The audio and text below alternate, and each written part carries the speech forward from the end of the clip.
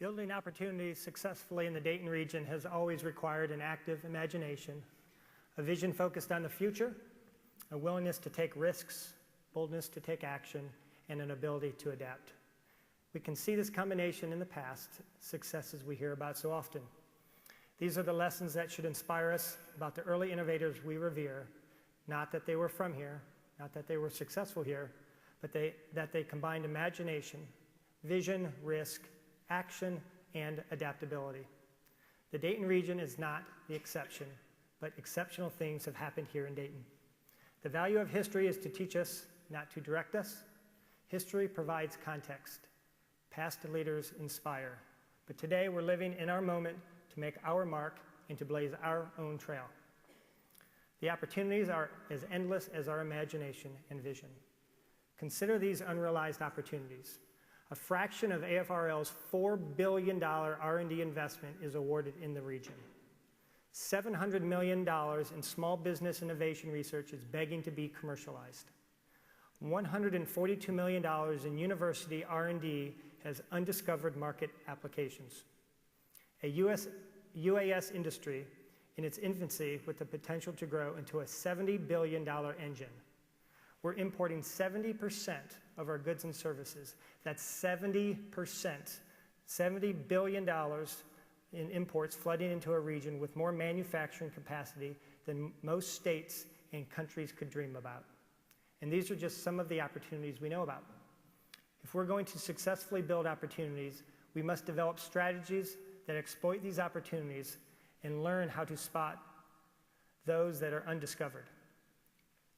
If there is an industry at the moment that is full of imagination and future possibility, it's the unmanned aircraft system market that you've heard much about today.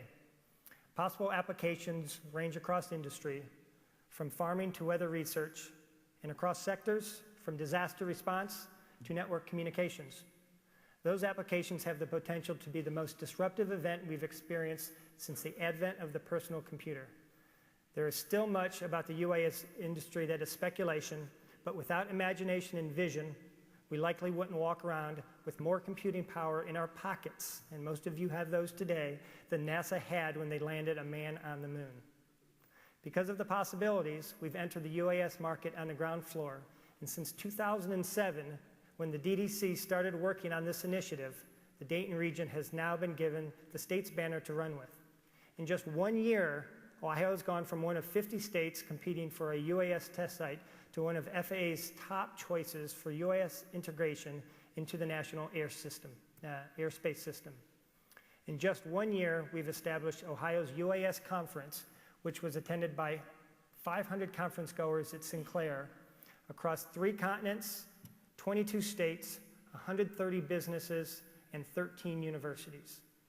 And yet the UAS initiative is just one small aspect of the region's economic development opportunities. To ensure the region's efforts are more coordinated, in 2012, the coalition led the development of a comprehensive economic development strategy, also known as a CEDS. This document is a plan required for communities to receive funding in the U.S. Economic Department of Administration. Currently, there are 6 communities in the Dayton region that have a CEDS, but a regional CEDS expands the region's eligibility to get EDA funding and allows our communities to quickly respond and needs opportunities as they arise throughout our 14 counties. This is another tool the region will have at its disposal as it continues to speak with one voice. Any strategy to grow the Dayton region must possess the ability to measure assets, identify areas of opportunities to improve, measure outcomes, and develop a process for continual improvement. In the past, the primary factor used to measure economic development success across the country has been the creation of jobs. This measurement is often an indirect impact of other indicators like exports, workforce availability that we hear a lot about today from our businesses, government contracts, and access to R&D. If the region can measure indicators impacting economic growth and evaluate the region by each indicator on an annual basis, then economic development professionals, local and state officials, businesses, and academia could all impact job creation by focusing on indicators they can influence. To give us a baseline and develop strategies, the coalition will publish an innovation index in 2013. Many communities have developed an innovation index.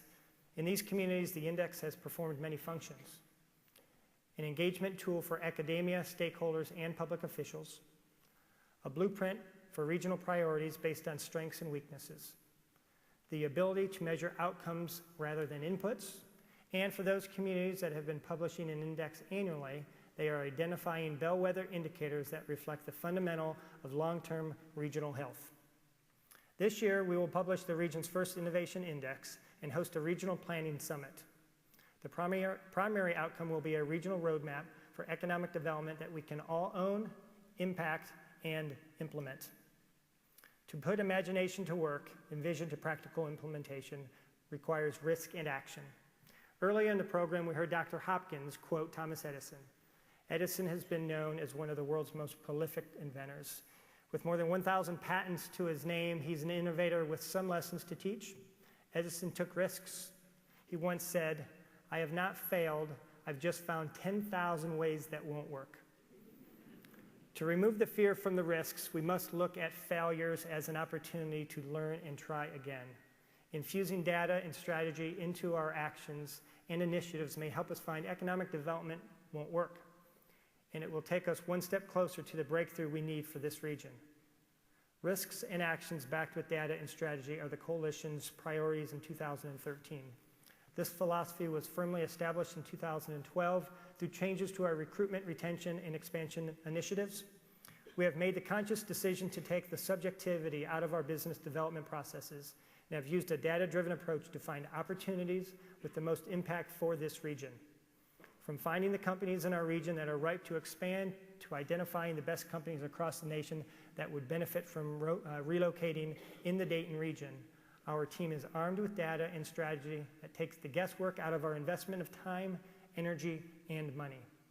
Our Jobs Ohio team from Columbus is here with us today, and we look forward to working with you once again in 2013. With targeted recruitment and expansion strategies underway, we can set our sights on another opportunity that has not suffered from imagination and vision and is ripe for risk and action: commercialization. We heard Lisa Mitchell earlier this afternoon. Commercialization isn't limited to the Silicon Valley or the Bostons. The Dayton region possesses such a strong concentration of R&D and a capacity for innovative manufacturing. Commercialization should be occurring here naturally. Connecting science to market must be a priority for this community. Let's take our lead from Edison and not dwell on the roadblocks, but find creative ways around these challenges. The best way to navigate those challenges is to remain adaptable. The next 5 years will present us with many opportunities we could not have planned for and many challenges that will require flexibility to address. The biggest unknown we face in this region is future-based realignment and closure commission. In 1995, the Dayton region was unsuccessful in our BRAC efforts. We learned from this process, and the 2005 BRAC resulted in very positive changes for this region because our entire community worked together to advocate for right pat and turn a potential threat into an opportunity. This approach resulted in more than $350 million of new construction and more than 1,100 new jobs at the base and 1,000 more outside the fence. These projects came in time and under budget, and there's a lot of people in this room that we need to be thankful for yesterday, today, and into the future. Last year, the state of Ohio recognized this success and charged the coalition with the development and implementation of a statewide strategy. Our goal is to strengthen the aerospace and defense industry for the Dayton region and Ohio, and to generate strategies that will protect our defense installations from mission loss. This has the potential to be a tough task as we face uncertain budget constraints, as we heard General Moore speak about today. The federal government could look to cut another $500 billion from the Department of Defense.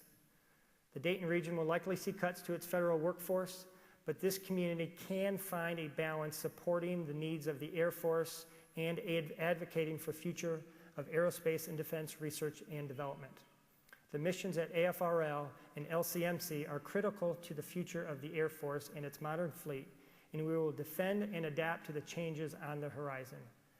General Moore, Colonel Cassie Barlow, thank you again for joining us today, for all you do, and for the airmen that continue to support our community and our country. And beyond our defense installations, this region has a mandate to adapt to unexpected outcomes. From our ESP program to developing the workforce our industries require, we have challenges to adapt our strategies around.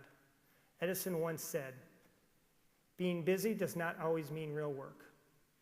The object of all work is production or accomplishment, and to either of these ends there must be forethought, system, planning, intelligence, and honest purpose, as well as perspiration. Seeming to do is not doing." 2013 will be a year for doing.